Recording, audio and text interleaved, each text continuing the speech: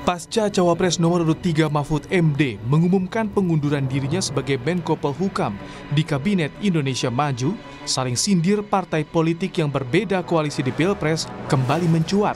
Isu adanya menteri yang tidak nyaman dengan Jokowi kembali jadi perbincangan. Wakil Menteri Ketenagakerjaan dan Transmigrasi yang juga Wakil Ketua Tim Kampanye Nasional Prabowo Gibran menantang jika ada menteri yang tidak nyaman dengan kabinet pimpinan Presiden Joko Widodo, dipersilakan mundur. Kalau saya secara pribadi dan kelembagaan, ya dengan berada di kabinetnya Pak Jokowi, ya nyaman-nyaman aja. Yang jelas, ini kan ada bahasa tidak nyaman.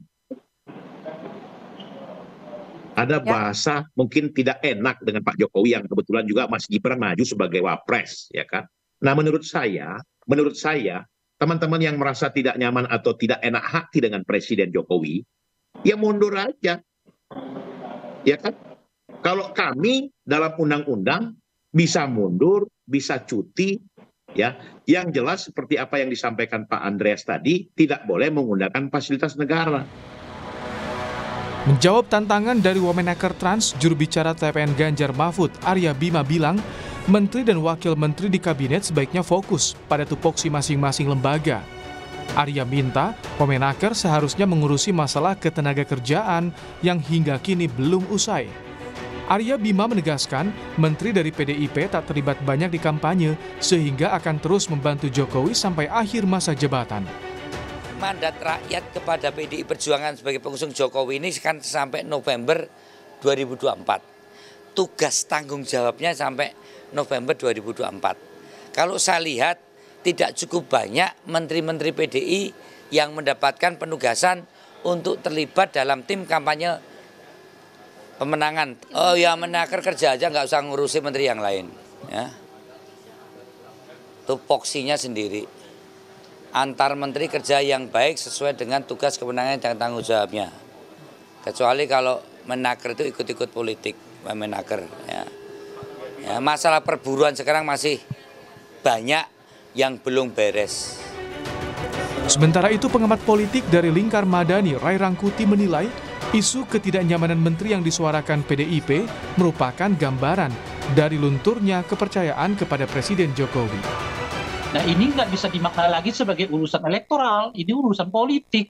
Udah meningkat kepada ketidakpercayaan yang cukup kuat kepada kepemimpinan Pak Jokowi sebagai presiden. Nah, kenapa ketidakpercayaan itu muncul gitu ya? Yang dibahasakan oleh PDI dan dan lainnya dengan rasa tidak nyaman. Ya karena mungkin mereka melihat bahwa presiden sekarang sedang tidak lagi mengelola bangsa dan negara secara menyeluruh gitu. Beliau lebih disibukkan urusan bagaimana memenangkan keluarganya di dalam pilpres ini. Sore ini, Mahfud MD bertemu Presiden Jokowi untuk menyampaikan surat pengunduran dirinya. Kendati diperbolehkan cuti selama kampanye, Mahfud menegaskan dirinya mundur untuk menghindari konflik kepentingan dan intervensi politik. Tim Liputan, Kompas TV.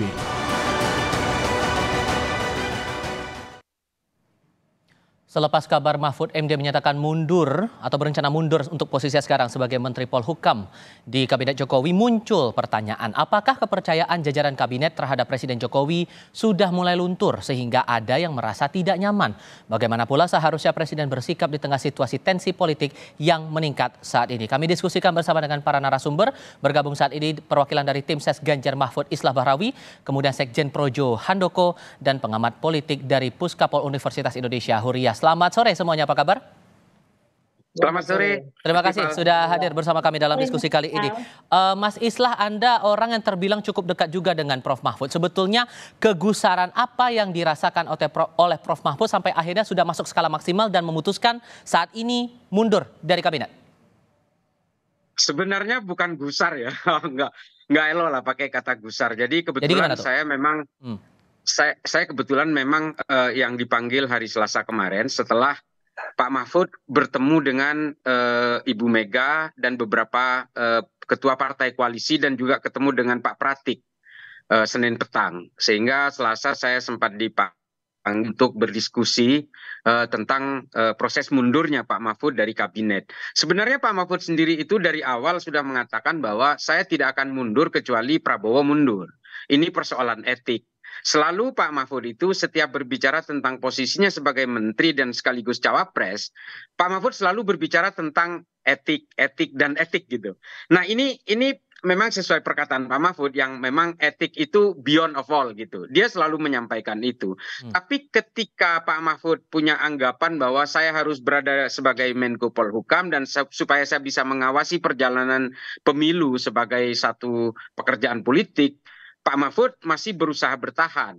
Dan waktu itu sudah ada desakan untuk mundur waktu itu dari beberapa orang, terutama dari beberapa TPN ketika itu. Bahkan Mas Ganjar pernah meminta lewat saya juga untuk bagusnya Pak Mahfud mundur deh, supaya punya banyak jadwal dan lebih fokus terhadap proses kampanyenya. Kenapa kemudian saya bilang gusar? Karena kan belakangan muncul isu ketidaknyamanan itu tadi. Berarti kalau posisi Pak Mahfud sendiri dalam internal kabinet sebelum memutuskan untuk menyatakan mundur itu tadi, kondisinya gimana? Ya, Pak Mahfud tetap mundur tidak gusar. Bahkan kemarin saya bilang ke Pak Mahfud, kenapa harus ketemu presiden untuk mundur?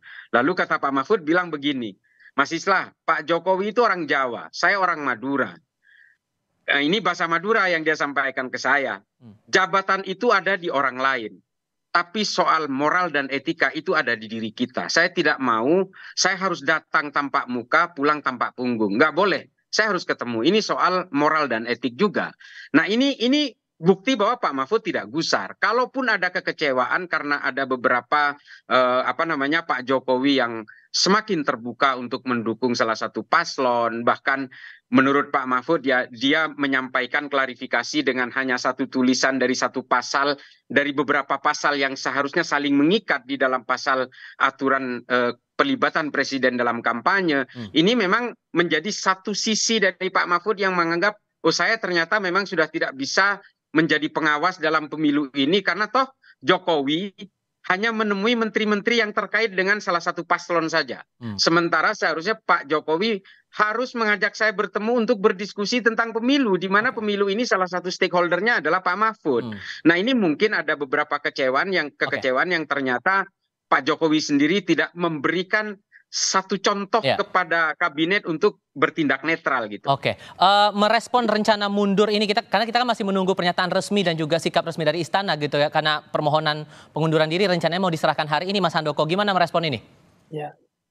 Ya saya melihat ini kan saya mungkin lebih mencermati pada sisi pernyataan tadi ada bahwa dianggap ini merupakan bentuk ketidakpercayaan kepada Pak Jokowi segala macam itu tadi.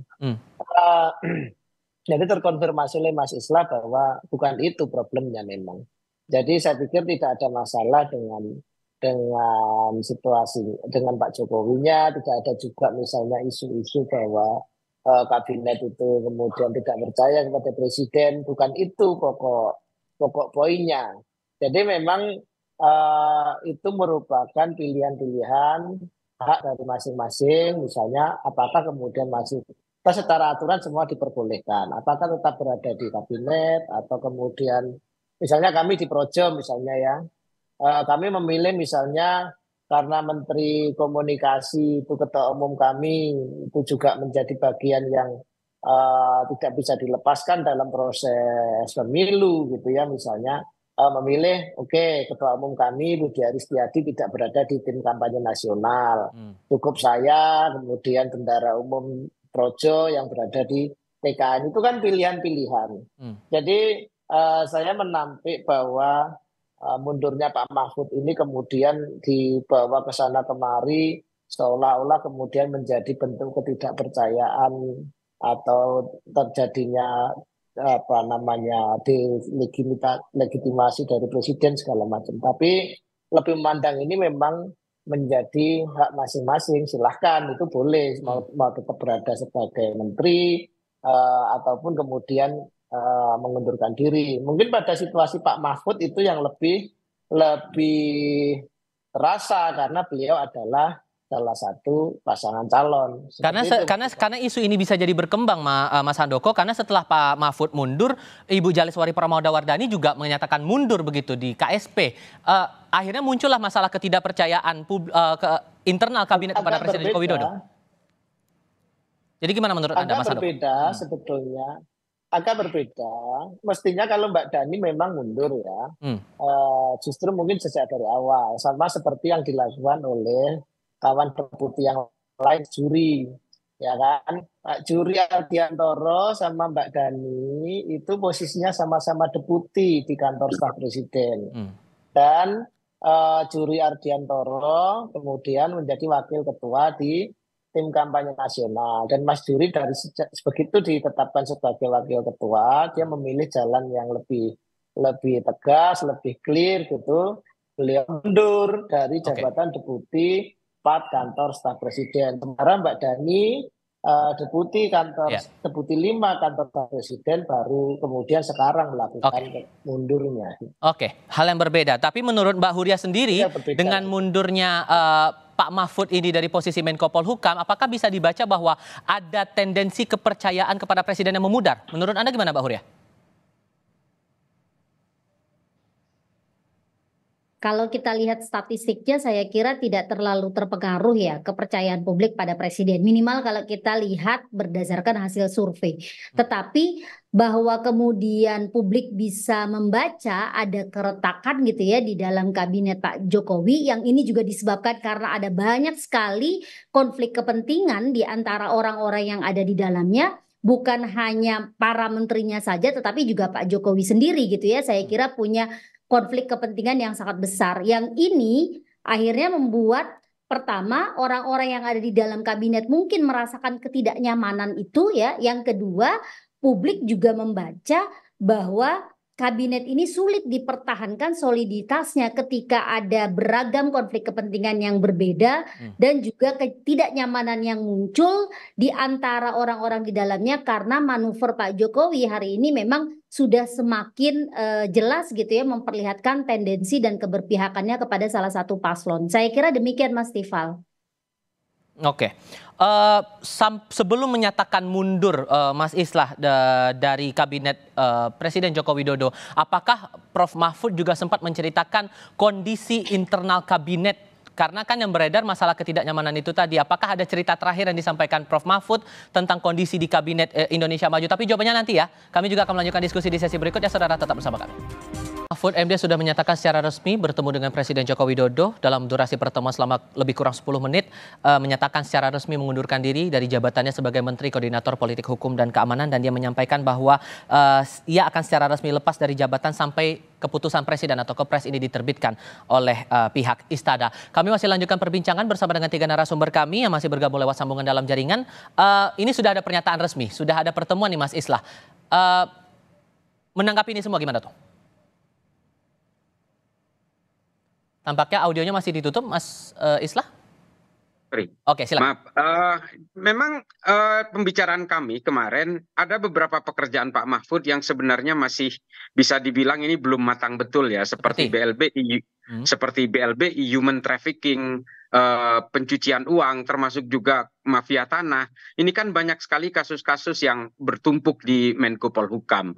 Dan yang kedua adalah ada beberapa hal yang memang sebenarnya pernyataan ketika Pak Mahfud selesai melakukan proses pendaftaran di KPU, Pak Mahfud dipanggil oleh Presiden ketika itu, dan kebetulan saya juga bukan ikut dipanggil juga, tidak. Cuma saya ketika itu menunggu Pak Mahfud di luar, dan Pak Mahfud mengatakan Pak Jokowi sempat bertanya, Pak Mahfud akan berhenti atau tidak? Kata Pak Mahfud, saya akan terus melanjutkan pekerjaan saya ini Pak, sampai nanti Pak Prabowo mundur, saya baru akan mundur. Nah, tapi ini kan makanya Pak Mahfud tadi bicara soal etik dan perkembangan politik sudah mulai berbeda. Nah, ini yang mungkin jadi pertimbangan lain dari Pak Mahfud. Ini masih akan ada banyak PR nih, Mas Handoko. Anda meresponnya gimana? Singkat saja.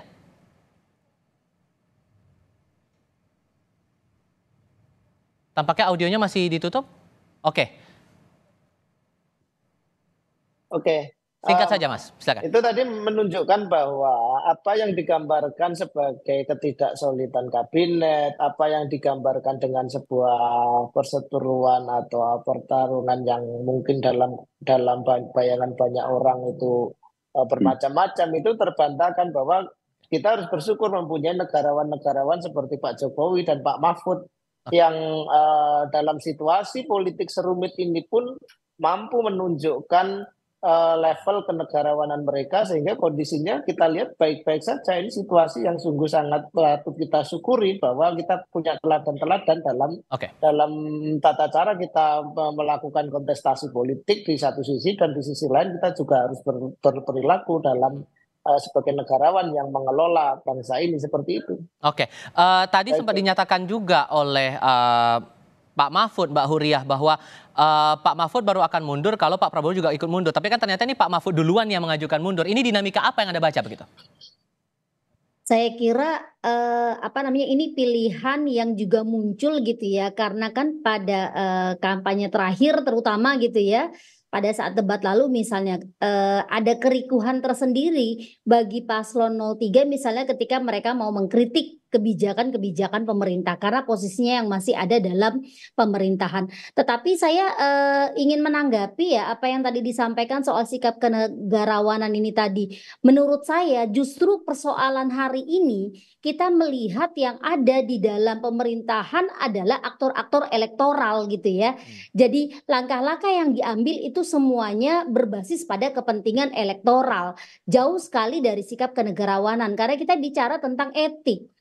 Perdebatannya selalu etika itu diperdebatkan dengan persoalan boleh atau tidak gitu ya berdasarkan aturan. Nah, ini kan menjadi problematik karena etika itu melampaui apa-apa yang diatur di dalam undang-undang atau peraturan gitu ya. Jadi bagaimana kemudian para politisi kita memperlakukan etika itu sebenarnya mencerminkan seperti apa kualitas moral para politisi kita gitu. Nah, ini yang saya kira hari ini akhirnya gitu ketidaknyamanan yang muncul di dalam kabinet karena memang ada persoalan etika yang tidak baik yang ditunjukkan gitu ya oleh pejabat publik yang punya konflik kepentingan, oleh menteri-menteri yang juga tidak mundur gitu ya dalam posisinya ketika mereka bertarung di dalam pemilu 2024. Ditambah lagi kalau saya bisa mengutip pemberitaan di Harian Kompas untuk terbitan hari ini, Mas Islah, anggota Dewan Pakar TKN Prabowo Gibran juga bilang bahwa